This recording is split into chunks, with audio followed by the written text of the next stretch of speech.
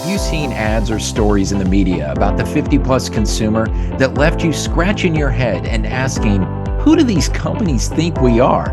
Our grandparents? If so, you're not alone. What is behind these outdated stereotypes? And why are the false narratives about the 50-plus consumer damaging to so many generations? In episode 2 of The Invisible Customer with All the Money, Joanie Marx will answer these questions and more. Can you be more feeble? The direction was clear, and yet I was totally confused. I glanced at the director. He nodded at me, not so much picking up on my confusion, but more to let me know it was time for me to be more feeble. Following the director's suggestion, I proceeded to quickly interpret what being more feeble meant in the context of the scene itself. My young 15-year-old scene partner and I finished our second take. We smiled at each other and congratulated ourselves. Exiting the makeshift car, the director quickly came up to me and excitedly exclaimed, "Great job, Joanie. That was absolutely perfect." Hi, I'm Joanie Marx. I'm a 3-time international best-selling author and the creator of 3 acclaimed online courses for Udemy.com. And I want to welcome you to the second episode of the 7-part series on the invisible customer with all the money. And this 7-part series is based on nearly 15 years of research that I've done about who and what are the 50-plus consumers. And some of the material that's in this series are edited excerpts from the first chapter I wrote for The Expert's Cure, which is a Wall Street Journal and USA Today best-selling book.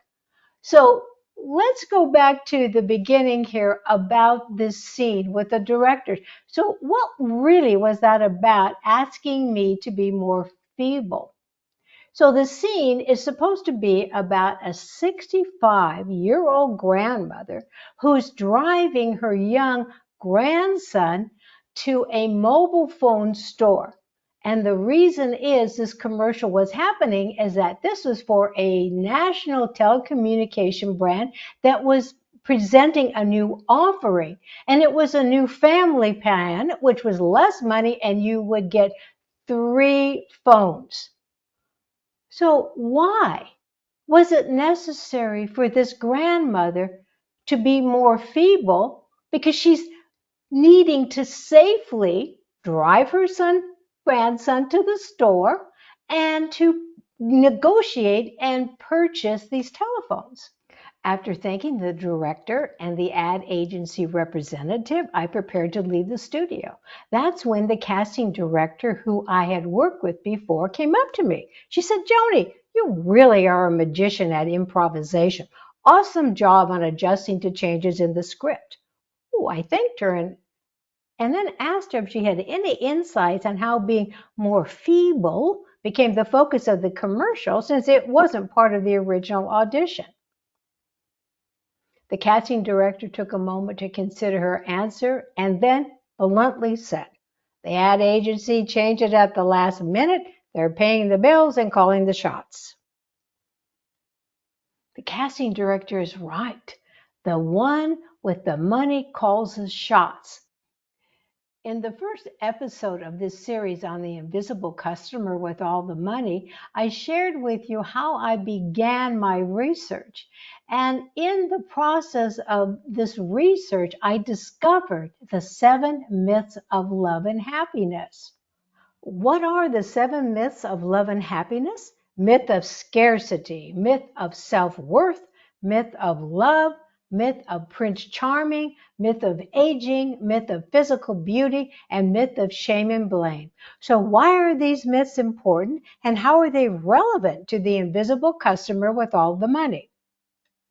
The 7 myths frame a false reality that appears to be real.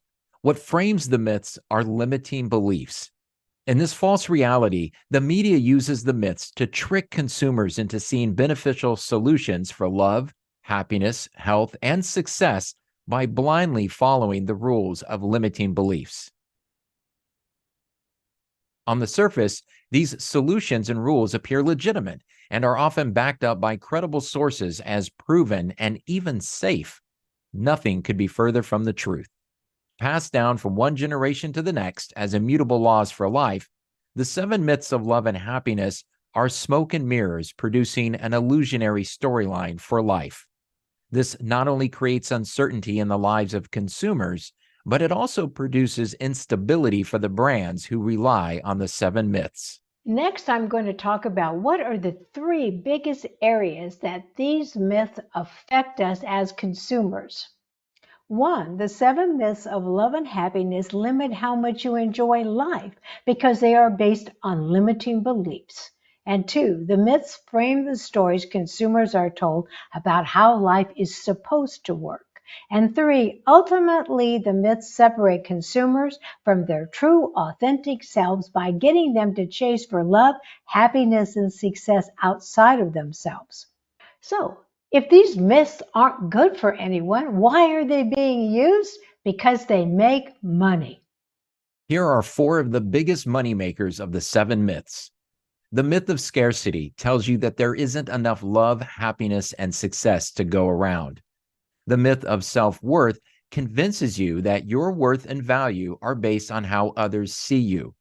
The myth of aging establishes and reinforces a false belief that aging is a disease. And the myth of physical beauty says that to be loved, admired, and desired, you must be perceived as physically beautiful.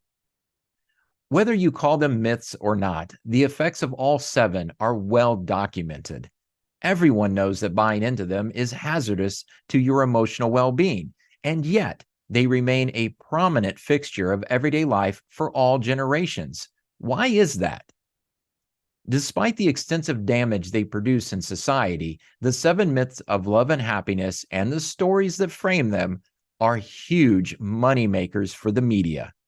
But what if more money and brand loyalty could be generated without these 7 myths?